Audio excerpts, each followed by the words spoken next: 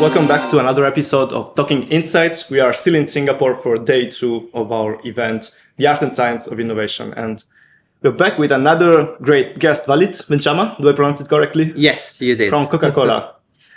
Thanks for joining. So can you please tell us about yourself and what you do at Coca-Cola? Sure, it's good to be here. At Coca-Cola, I'm part of our global human insights team, and I do look after our global shopper and channel insights within the organization. I've been with the company for more than 10 years, and funnily enough, not only in human insights, but half of my career was also in marketing. So I feel like I wore both hats, but I've also been guilty of both functions. So it's an interesting journey to be able to empathize with the stakeholders, because I've actually walked in their shoes for quite some time. 10 years in research is a lot of time. Is there any transformations, any huge transformation that you experience, and do you have any particular story? How did you see research evolving in these decades? I mean, back in the days, at least in the Coca-Cola Company, we used to be in knowledge and insights. So it would translate probably into insights and analytics in other companies. So we used to have that leadership over all subject matters when it comes to our industry. But more and more, we've been specializing a bit more in separating the knowledge from the insights practice, leaving the knowledge to be managed by a different team so that we can focus on really translating all that knowledge into proper insights, creating the insights and turning them into actionable items for the organization.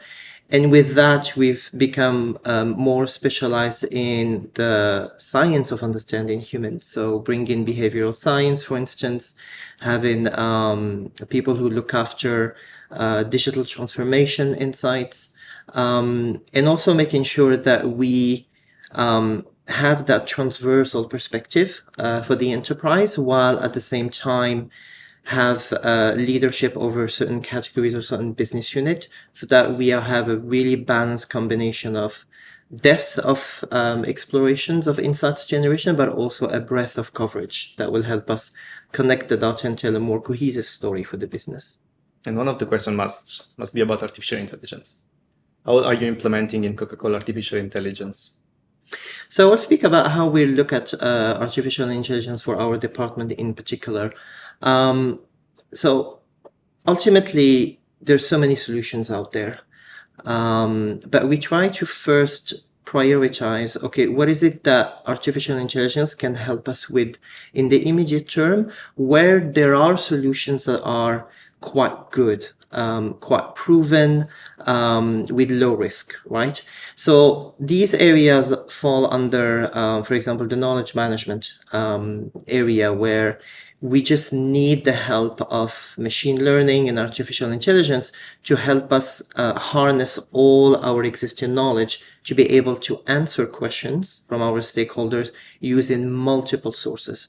So the parallel between the way we used to do it in the past is that people will go and, dive into that sea of knowledge, and it will take days or weeks.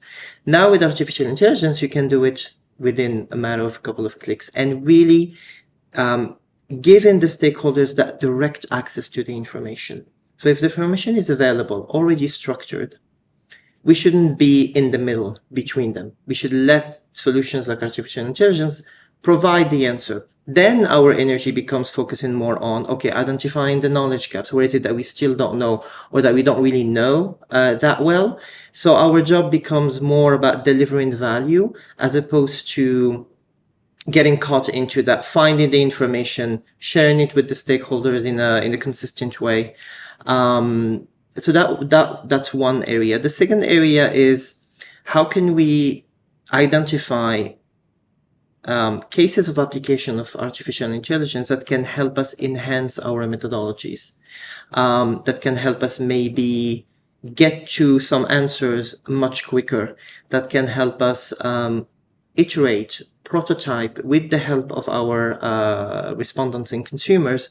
So we have a whole team today that is looking after the solution part, but also the human insights individuals that are tasked to translate the learnings from AI solutions into insights in a language that our business stakeholders are going to understand and identifying a bit. So really like acting as a bridge between the technical people that build solution, that acquire solution, but how do we get that and translate it into a language that the business will understand?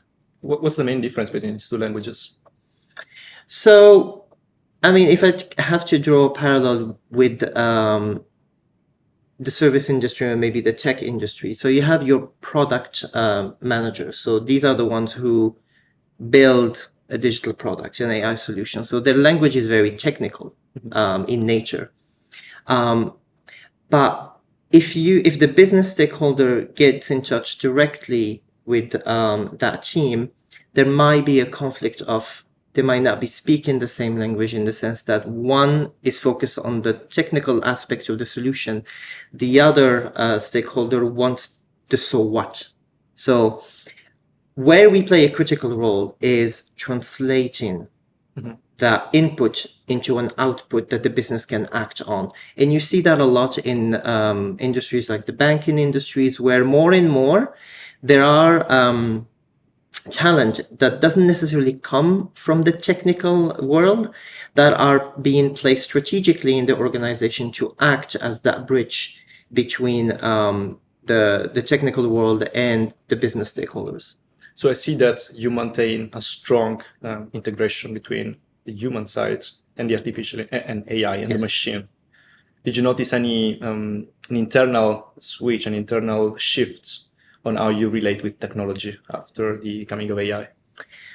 I think we've been very fortunate that from the get-go, everybody was very aware that we needed to keep the human at the center of everything we do, especially when it comes to artificial intelligence. So what goes into the solutions that we develop internally has to be fed with human inputs.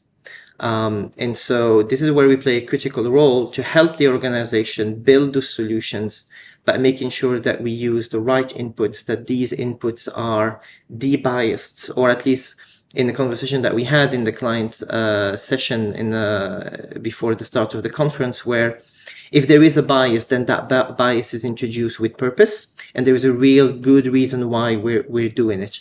So we're having the right conversations internally, but we're also trying not to be too ambitious, like picking up our battles, focusing on few areas, do them well, learn from them before we start scaling the applications of AI in multiple areas in the business. It's interesting that you say a human in the center instead of human in the loop, or on the loop, as we often say. Does it mean that in research specifically, you think that the leader of the application should still be the human, shouldn't be delegated to AI? I think that ultimately, my own perspective on this is that AI is still made by humans. And so it takes a lot of self-awareness for the designer of any AI solution to be self-aware of our own biases. And to be aware of our blind spots, and to make sure that we collect the views and the perspective that will help craft the best solution out there, whether it's from an efficacy perspective, but also from an ethics perspective. So really making sure that's why at the end of the day, it's still a human exercise. The performance of the tasks that we build the solutions for are done by the machine, but the machine can only learn if we feed it, and who feeds it is the human. That's why we keep saying the human at the center, because then there is that back and forth that happens between the solution to the designer to the stakeholder to the insights community, etc. So it's always about human, understanding human, helping humans perform better, facilitating the lives of the stakeholders. So we cannot not put the human at the center. When we talk about responsibility and ethics, that's very dear for us at SMR. And inevitably, for corporations such as Coca-Cola, the scale of the operation, even small biases, which we know are impossible to eliminate, they can be reduced, they can be mitigated, but are virtually impossible to completely eliminate from our research. at that scale, even a little bias can be amplified and can create damage to society, can create unwanted consequences. How do you make sure? Do you have any process in place to make sure that the biases are not amplified and do not create harm to society at large?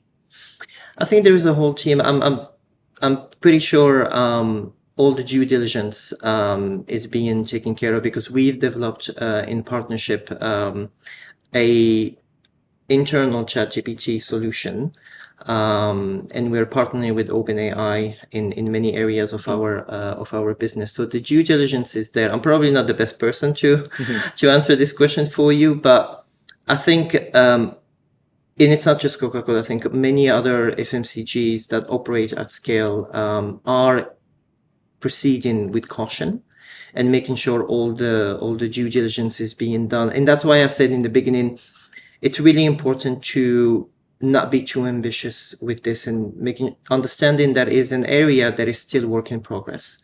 And so really picking up carefully your use cases, making sure they're low risk. So we really understand also the capabilities, but as an organization, are we also ready to make the most out of these solutions? And what type of solution do we really need in the immediate term? And what are the ones that we probably need more time to really think of and design them properly before we, put them in the use of our Make some community. examples of these long-term goals. I do not have the examples to share with you, unfortunately, because I'm not the right person to talk about this. But in our field, specifically in human insights, what we are working on, for example, in the immediate term, is the knowledge management. So how can we better make use of the information that already exists, so that we only spend time, effort, and resources on the blind spots, on the things that we know we're not really fully covering in terms of knowledge.